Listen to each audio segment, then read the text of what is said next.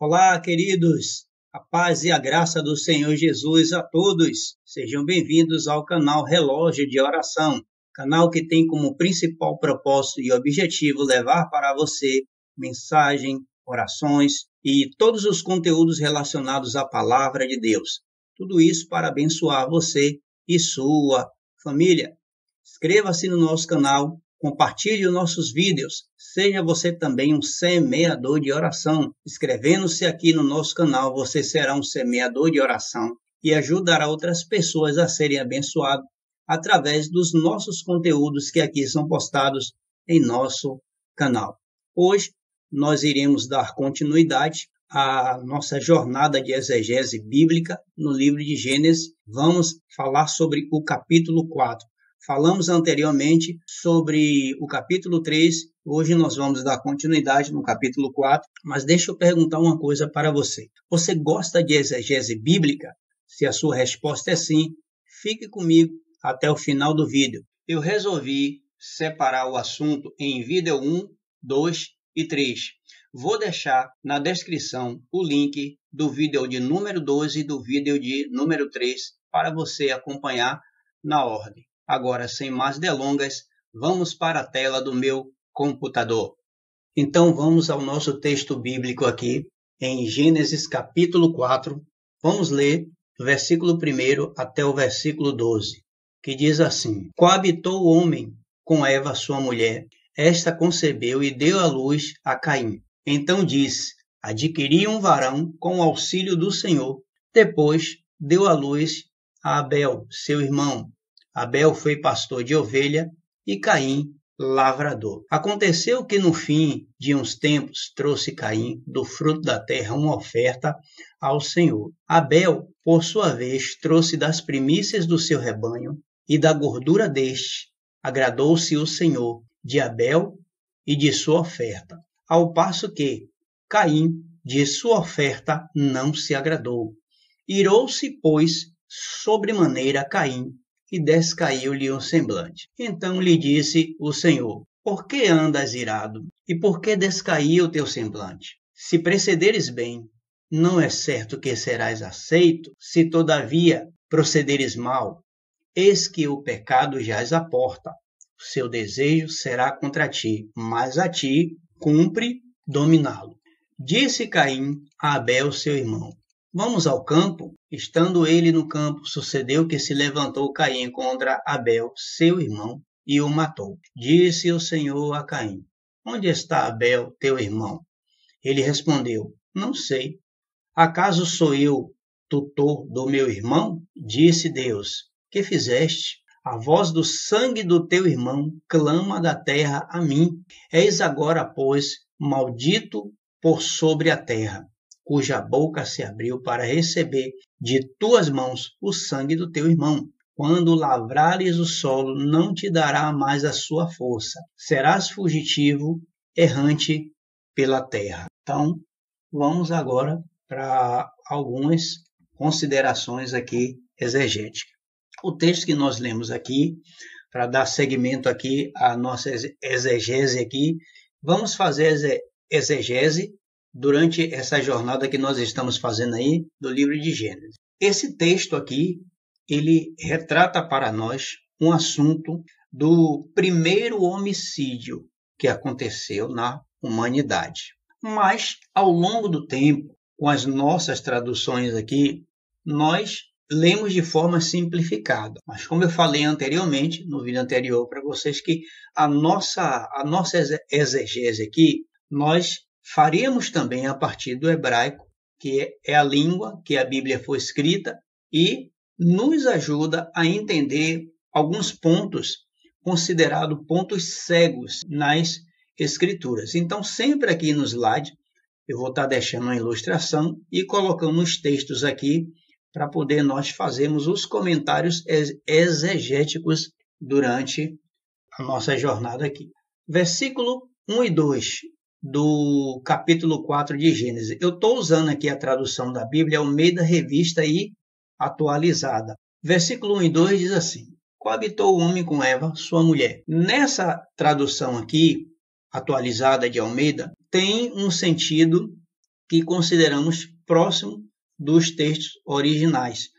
Porque a linguagem dos textos originais é uma linguagem bem antiga, contém palavras que não tem nos textos atuais. Hoje nós temos palavras aqui na nossa literatura, fazemos uso de uma fonética que no tempo que foi escrito a Bíblia, que a Bíblia ela foi escrita bem depois desta época aí, de Adão, de Caim, de Abel, de Eva, de Abraão, de Abraão para cá começou-se a usar um tipo de escrita que é diferente da escrita que nós utilizamos hoje. Lembrando que quando lemos a Bíblia, quando vamos fazer as interpretações, as exegeses da Bíblia, nós temos que levar em consideração o tempo, a cultura, a escrita e a linguagem também. Temos duas ilustrações aqui, né? Aqui tem uma ilustração e aqui tem outra falando do mesmo assunto, mas tem algumas diferenças que mais adiante nós vamos falar sobre isso.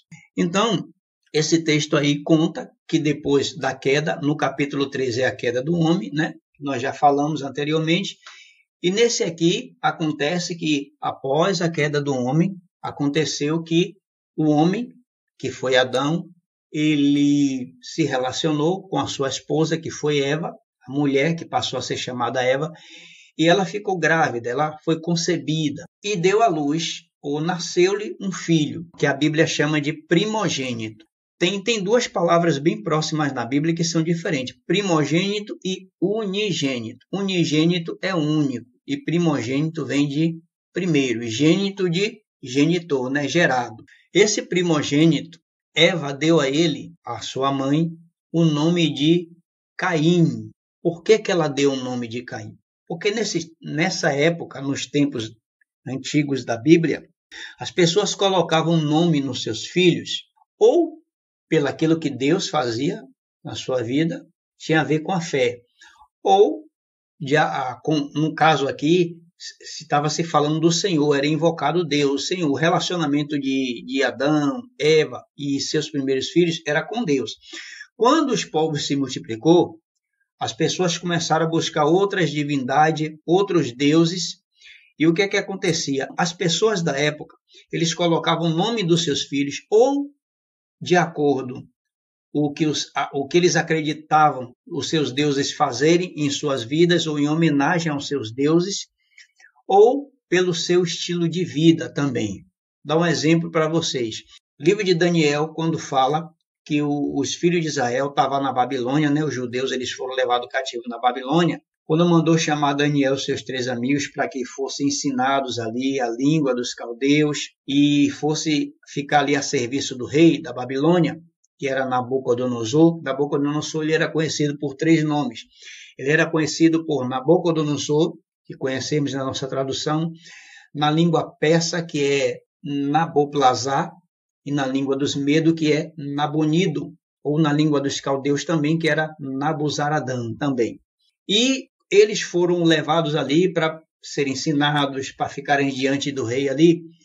Os seus nomes foram modificados, tanto o nome de Daniel como dos seus 3 amigos, que foi Daniel, Ananias, Misael e Azarias. Os seus nomes hebreus, judeus, são esses. Mas o rei mandou colocar-lhes o nome de Sadraque, Mesaque e Abidnego, e Daniel passou a ser chamado Belsazar. Mas esses nomes foram dados a eles de acordo com os deuses lá que os babilônios acreditavam, que era o deus lá de Nabucodonosor, dos babilônios, dos caldeus. No Egito, da mesma forma, os egípcios colocavam o nome de seus filhos em homenagem aos seus deuses.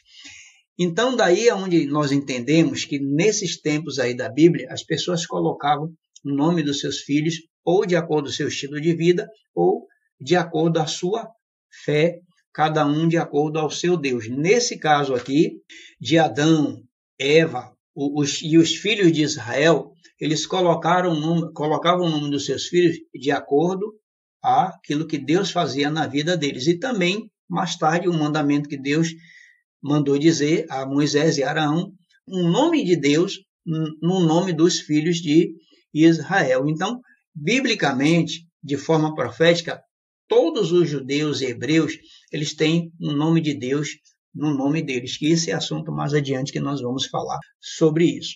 E aí, quando esse primogênito nasceu, daí vem a questão também da primogenitura. Nós vamos entender por que o filho primogênito, ele herdava as bênçãos, ele era abençoado, né? Ele tinha toda aquela autoridade, vem daí. O que é que aconteceu? Quando o homem caiu, eles desobedeceram, quebraram a aliança de Deus. Deus fez roupas de túnicas com eles, simbolizando uma nova aliança ali, cobriram eles, afastou eles do jardim, né? Para os danos não serem pior, para que eles não comessem o fruto da vida eterna, e colocou ali anjo e a espada flamejante para proteger, para proteção ali, ou seja, para que o homem não encontrasse mais o caminho do paraíso, do Éden. Então, o homem foi viver da forma que Deus falou. Adão, o homem chamado Adão, ele teve que trabalhar duro na terra, com sua esposa, com Eva, mas aí ela veio engravidar e teve o primogênito, o filho chamado Caim. E aí ela falou assim, ó, com a ajuda de Deus, com a ajuda do Senhor, nós vamos ver daqui a pouquinho, mais adiante nos textos, eu adquiri um varão, com a ajuda de Deus. Ou seja, de uma certa forma, como foi a primeira vez que ela ficou grávida, porque quando Deus fez o homem, não tinha medo, não tinha vergonha, não tinha nada disso. Depois da queda, depois da corrupção, foi que o homem veio sentir medo, as frustrações, a dor que Deus falou que ia aumentar, a dor no parto ali. Como não havia experiência de parto, então quem fez esse parto? Deus. O primeiro parto foi feito por Deus. Deus fez o primeiro parto em Eva, ali, que deu à luz a Caim. Então, como Deus fez o parto, auxiliou Eva, ajudou Eva ali naquele parto, então ela deu um nome a Caim, dizendo, com a ajuda do Senhor, eu tive um varão, e chamou ele de Caim, certo? Que significa adquirir ou possuir. O nome de Caim, ele vem de uma raiz hebraica que é Canav. Canav significa adquirir ou possuir.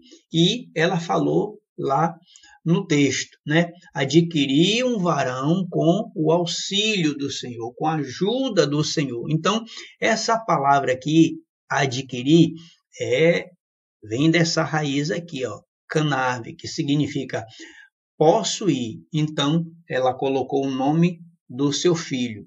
A palavra Caim significa adquirir, certo? É isso que significa Caim.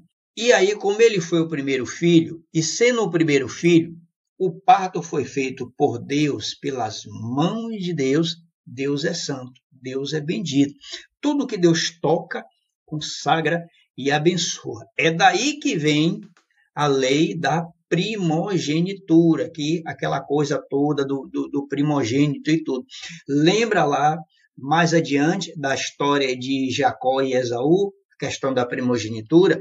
Então é por isso que a primogenitura tem toda essa força, toda essa unção, toda essa graça, porque o primeiro filho, quem fez o parto foi Deus, foi o Senhor.